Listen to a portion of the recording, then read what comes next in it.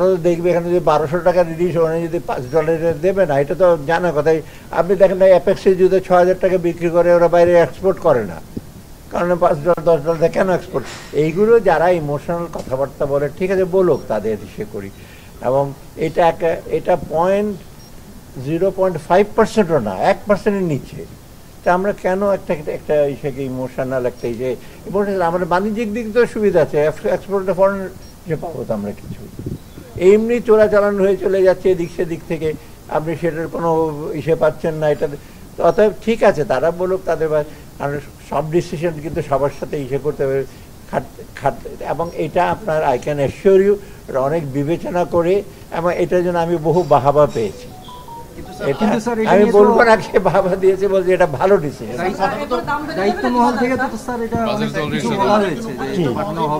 ওই দায়িত্ব মহল একজন বলেছে, আরেকটা আরো বড় দায়িত্ব মহল বলেছে পাঠানো যেতে পারে, ব্যাস। আমি ওটা কোনো, এটা আমি বুঝলাম না, 3000 টনের মধ্যে ঢাকার চেম্বার যে আছে 200টা ইলিশ, তারপর 200টার বদলে 150টা, 50টার দাম বাড়িয়ে দেবে। দাম তো এমনি বাড়ায় ব্যবসায়ীরা, এটার জন্য দাম বাড়িয়ে দেবে। যাই হোক, এটা আমি মনে করি এটা ডিসিশন হয়েছে, এটা গ্রেটার ইন্টারেস্টে। হ্যাঁ, কিছু লোকের অসুবিধা হতে পারে, বাট আমি মনে করি না এটা একটা বিরাট একটা কিছু ক্ষতিকারক। আমার মনে হয় আরও লং রানে আপনার জন্য একটা পজিটিভ ইস্যু হয়েছে। আমরা প্রতিবেশী হিসেবে থাকতে চাই, কোঅপারেশন চাই, ওরা আমাদের কাছে। কেন ওদের পেঁয়াজ আসছে না সস্তা দরে? মানে মানা করে দেন না, কেন পেঁয়াজ খাবেন না?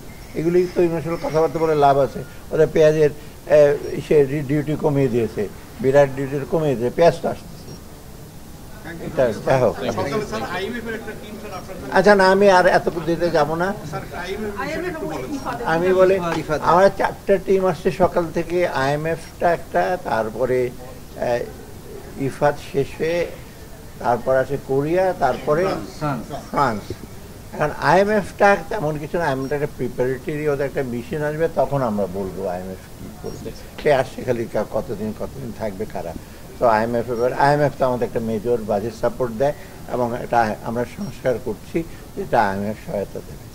দ্বিতীয়ত আপনার আসছে কোরিয়ানরা আপনি জানেন আমাদের বিগেস্ট, আমাদের জন্য বেশ বড় কতগুলো প্রজেক্ট আছে কোরিয়ানরা। আর কোরিয়ানদের সবচেয়ে ব্যাপার হলো টেকনোলজি, প্রযুক্তি এবং কোয়ালিটি অফ প্রোডাক্ট।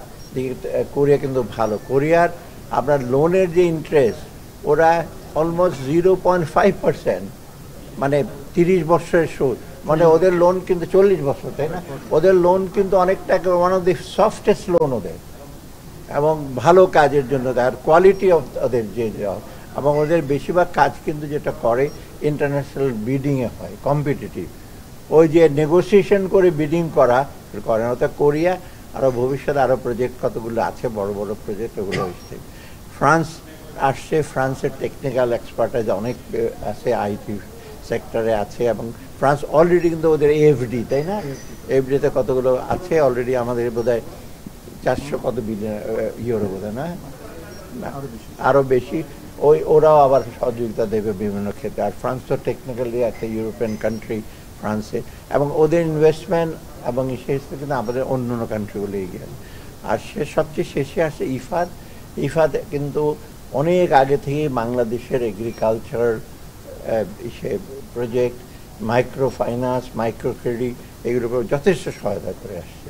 এবং এরাও ওদেরগুলো অনেকগুলি প্রজেক্ট আছে, ভবিষ্যতে আরোগুলো প্রজেক্ট করবে।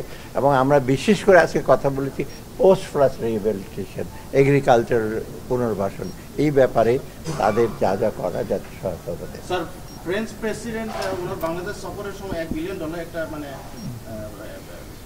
অ্যাসিস্ট্যান্সের ব্যাপারে একটা অ্যাসুরেন্স দিয়েছেন, ওই ব্যাপারে কি স্যার? না, ওই ব্যাপারে ডিটেল আলাপ মানে অন্য যারা যেটা অলরেডি অনগোয়িং আছে, নূতন করে হবে। তখন উনি প্লেস করেছিলেন, এখন তো আমাদের নূতন প্রায়োরিটি আছে, সেই প্রায়োরিটির সাথে এখনকার আমাদের প্রায়োরিটি নাও মিলতে পারে, ওটা আমরা এটা অ্যাসেস করে দেবো। ধন্যবাদ।